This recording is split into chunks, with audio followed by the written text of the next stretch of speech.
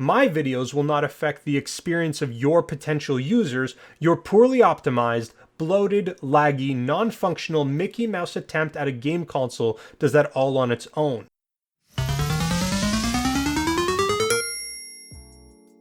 What is going on, guys? Welcome back to the channel. If this is your first time here, be sure to go down below the video, subscribe to the channel, turn on notifications so you don't miss any of my upcoming videos. Today we are taking a look at the Super Console X4 Plus emulation system, and for those who don't know, this was marketed as a retro plug-and-play system that supports Android 11, Kodi, and EMU ELAC, which is preloaded with over 90,000 games. Now you heard me right, 90,000 retro games. Now, full disclosure, this device was sent over to me by KinHank to have a look at. Now, interestingly enough, they ended up telling me not to post a review video at all after I reached out for clarification and to give them my initial impression. But I decided to move forward with it anyways, and I think you'll probably understand why pretty soon. Anyway, as with all of my review videos, let's unbox and explore a bit. The packaging the device comes in is fairly sharp in terms of the design. Super simple, easy to read and understand what it is you are going to get inside of the box. There is no model numbers or specific identifiers, so my assumption is they likely recycle the same box to ship any of their multiple different model numbers. Inside, there is another plain white box that appears to have almost everything in it.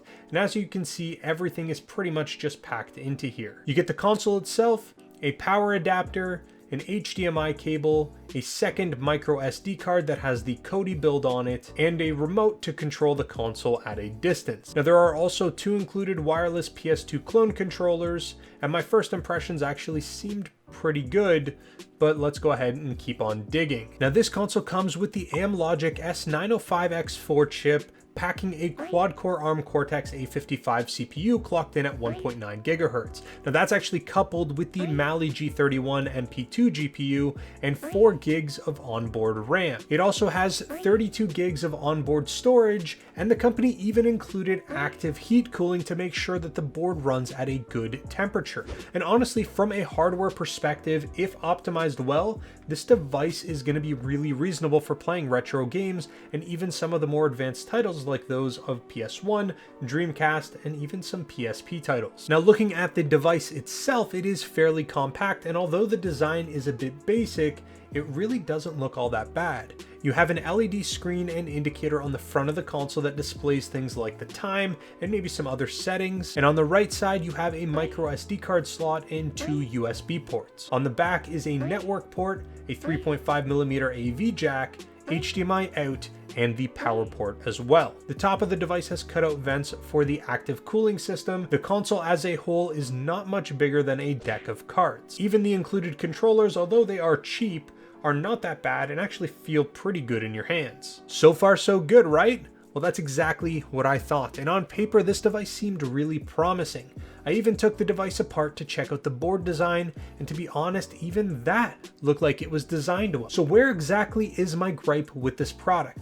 Packaging is okay, product specs are great, form factor and design is good, and even the hardware inside appears to be well thought out. Well, my issues start and actually end with the poorly optimized software and gameplay experience. Here's what I mean. Now let's start with the controllers themselves. Yes, they are knockoff PS2 style controllers, and I wasn't expecting much from them in the first place, and I have used similar ones in the past. However, the input lag experienced on this controller is absolutely bizarre. Sometimes the controller works great, and sometimes the input lag is terrible and completely unresponsive, and it isn't consistently bad, which I think is actually worse than just always having input lag that you can try to adjust for. At first, I just thought the controllers were faulty or the batteries I put in were too low, but I ended up plugging it into my PC and playing some other emulators and games, and although the controller isn't amazing, there was little to no noticeable lag, and they worked fine. It didn't skip inputs, the inputs were responsive, the D-pad felt reasonable. I got exactly what I would expect from a no-name brand $10 controller. but when it's plugged into the console, it's completely jacked up. And I don't know if this is a driver issue or some other incompatibility issue, but it really sets the tone for a bad experience. Next thing I noticed is how bloated the UI and games list is. Now they advertise 90,000 plus games, which really is a big red flag considering the type of games that may work on this chipset. There are endless amounts of duplicate games for every revision in every language you can imagine. Do you want to play some Street Fighter 2 Championship Edition? Don't even sweat it. You've got like 55 different versions to choose from. Seriously, 55. I counted them, and not just on the arcades. This is all over the place. They included over 3,700 Super Nintendo games. That's not real. And there's also 14,000 Super Famicom games. That's like 10 times more than the number of released games on both consoles combined. And no, that doesn't include ROM hacks or fan-created games, because there's actually a whole separate section for those with 374 games included. What a complete waste of space and such a stupid thing to do. Nobody needs all of these different options. Now, I asked KinHank why they did this, and I was told, and I quote, "This was because there were many different versions of each game, such as the American version, the Japanese version, or the Spanish version. Initially, we did not remove these duplicates because we wanted to satisfy the needs of players in all countries. We send the same product to all of our customers, so we try to include as many games as possible." I was then told they are addressing the issue based off of customer feedback and will be removing tens of thousands of games to improve this. And to be fair, this does appear to be true because now there is a new listing on Amazon with only 60,000 games on it. Bloated UI aside, the next issue I encountered was the terrible performance of many of the preloaded games. A good chunk of the included Dreamcast and Nintendo 64 games are not really playable.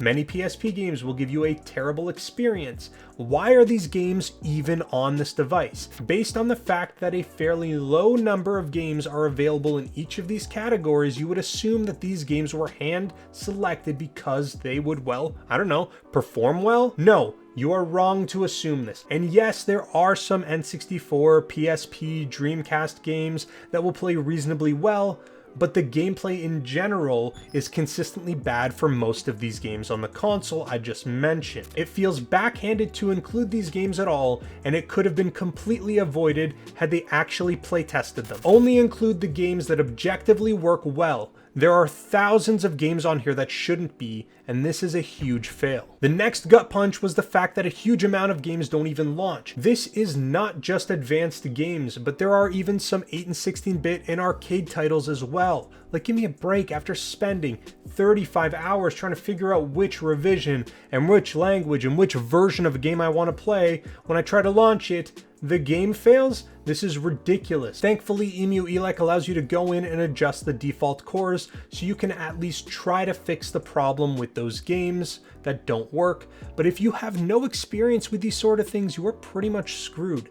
This should be something that is done for you by the manufacturer, not by you. And the cherry on the cake is when you go into the PlayStation 1 games, they modified most of the ROMs and removed the in-game audio. Yep, that's right. They had the time to either modify each ROM to remove the music tracks or found pre-modified ROMs, but they didn't have the time to playtest some PSP games and realize that they run slower than pond water. And although the PS1 games run reasonably well, who wants to play any sort of PS1 game without the original soundtrack? That's like half the nostalgic experience. Now, I don't normally do this. Look, I'm not trying to completely blast the product, but it really sucks. They have reasonable hardware design and could easily have released a good product, but it feels like they didn't even try. It's not even a highly customized UI. They're using EmuElec for crying out loud. They don't even pay for the licenses of the games that are on the console, so there isn't that added expense. When KinHank asked my thoughts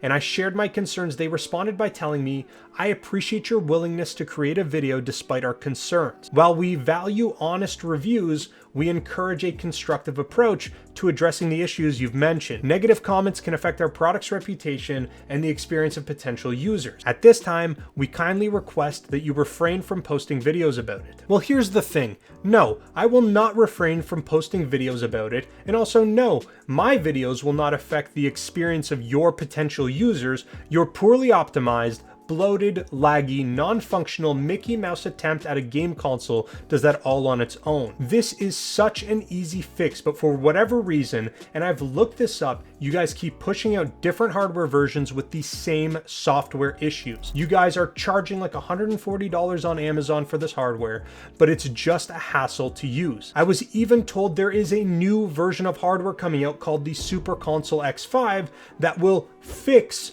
all the issues I mentioned and be 3 times more powerful, being able to run PS1 and PS2 games perfectly, which is obviously not going to be the case. Here is my attempt at a constructive approach to feedback. You got the hardware right, but start over on the software. If you are selling to a North American market, then only load the North American versions of the games. If you are selling to a Japanese market, load up, for the most part, only the Japanese versions of the games. Only add 1 revision of each game. Don't include games that will not run at least 75 to 80% of what the base frame rate is. And make sure anything you include on console can actually launch without further optimization. What is the point in having 60 or 90,000 games if half are unplayable? Lastly, do not modify or use modified ROMs that remove important things from the games. Like say, I don't know, background music? Look, if you still think this is a good option, I'm gonna leave some links as I always do in the description down below, and I'd really like to hear from you in the comment section. Do you own one of these devices and have you noticed the exact same things I have? Do you feel this product was worth what you paid? Or maybe you think I'm completely off base and this is one of the greatest plug and play options available today. I wanna hear from you, let me know down below. But that is pretty much all I've got for you guys in this video. Thank you so very much for watching. I'll speak to you guys again real soon.